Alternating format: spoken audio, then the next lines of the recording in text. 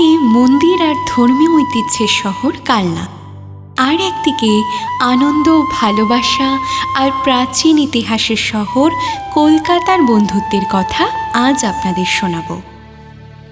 একদিকে যদি 108 শিব মন্দির, তবে আর একদিকে দক্ষিণেশ্বর।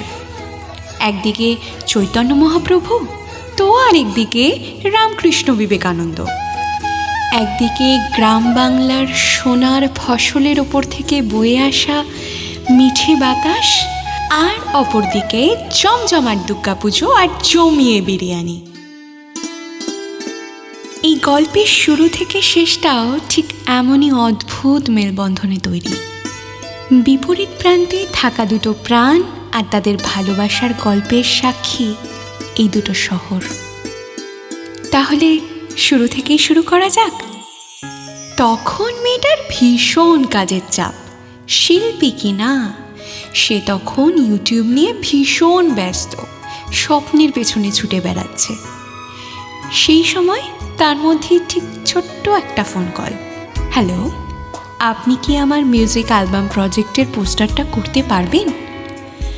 অন্যদিকে উত্তর আসলো, হ্যাঁ পারবো, তবে সময় লাগবে কিন্তু। সে নাকি আবার খুব প্রফেশনাল। বলে রাখা ভালো, মেয়েটিকে 3 থেকে 4 জন ইউটিউবার সবাই ওনার নামই সাজেস্ট করেছিল।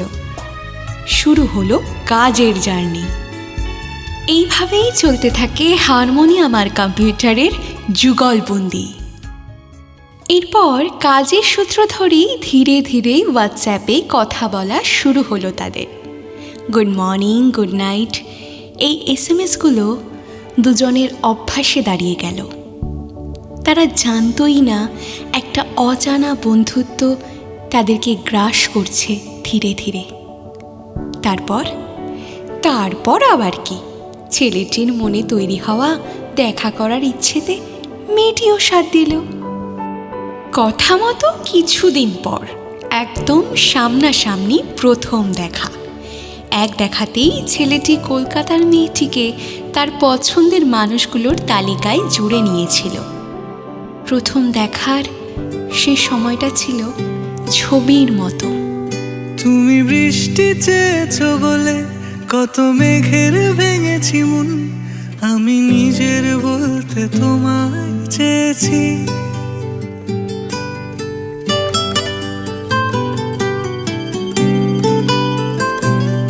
তুমি যাওনি কিছুই বলে আজও পাল্টে ফেলিনি মন, শুধু নিজের বলতে তোমায় চেয়েছি।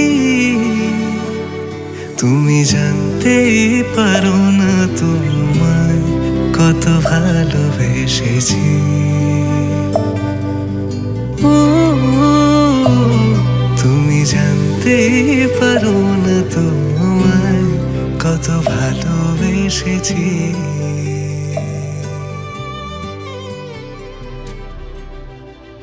এইভাবেই সেদিন ঘড়ির কাঁটা সূর্যকে বিদায় দিয়ে চাঁদকে ডেকে এনেছিল কলকাতার রাস্তার মোড়ে।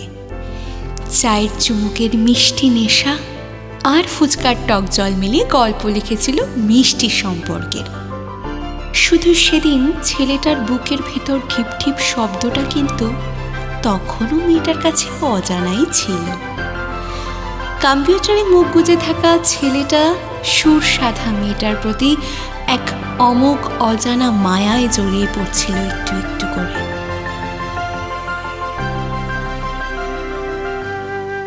এইভাবেই কিছুদিন পর ডেটটা 12ই অক্টোবর, কাশফুলের মরশুম। দুজন একসাথে মিলে মন্দিরে মন দিয়ে ঠাকুরকে প্রণাম করছে। ঠিক এমন সময় ফিস ফিস শব্দে প্রথম অনুভূতি প্রকাশ করেছিল ছেলেটি, আমি তোমাকে ভালোবাসি। সেদিন মেয়েটি আর কিছু বলতেই পারেনি, শুধু মুচকি হেসেছিল।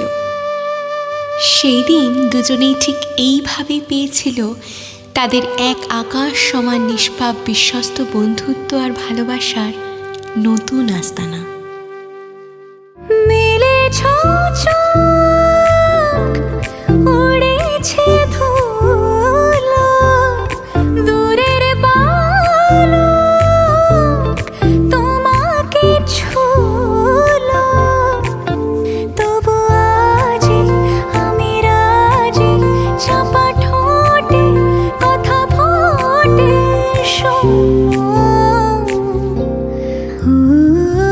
जो वादा किया वो निभाना पड़ेगा, रोके जमाना चाहे रोके खुदाई तुमको आना पड़ेगा।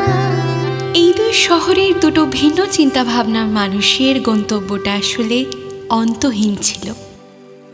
কম্পিউটার নিয়ে পড়ে থাকা ছেলেটাই আজ মেয়েটির গানের খাতা আর এক হাতে শক্ত করে মেয়েটির হাত ধরে স্টেজে উঠিয়ে দেয়, আর মেয়েটি দিনের পর দিন ছেলেটার কাজের সমস্ত স্ট্রেস আর ক্লান্তি কাটিয়ে ওঠার ওষুধ হয়ে ওঠে।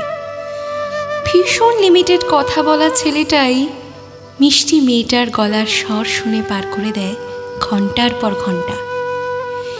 এরপর এক পাহাড় প্রমাণ ভালোবাসা ধীরে ধীরে পরিণত হতে হতে আজ পরিণয়ের সময় এসে দাঁড়িয়েছে।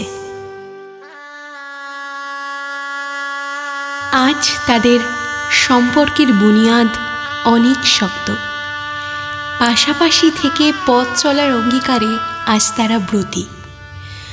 আসলেই সবাই ছেড়ে যায় না, কিছু মানুষ ভালো রাখতে ভালোবেসে থেকে যায়। আজ যাদের বন্ধুত্ব, ভালোবাসা, বিশ্বাস আর ভরসার গল্প বললাম, তারা হলো গোপাল আর ইপ্সিতা। আজ সেই শুরু পেল পরিণতি। আজ সেই বন্ধুত্বে ফুটল সিঁদুরের লাল রং। এক মুহূর্ত আর বদলে গেল দুজনের জীবন। আজ এই পবিত্র সিঁদুরের স্পর্শে ওরা বাঁধা পড়ল এক অটুট বন্ধনে।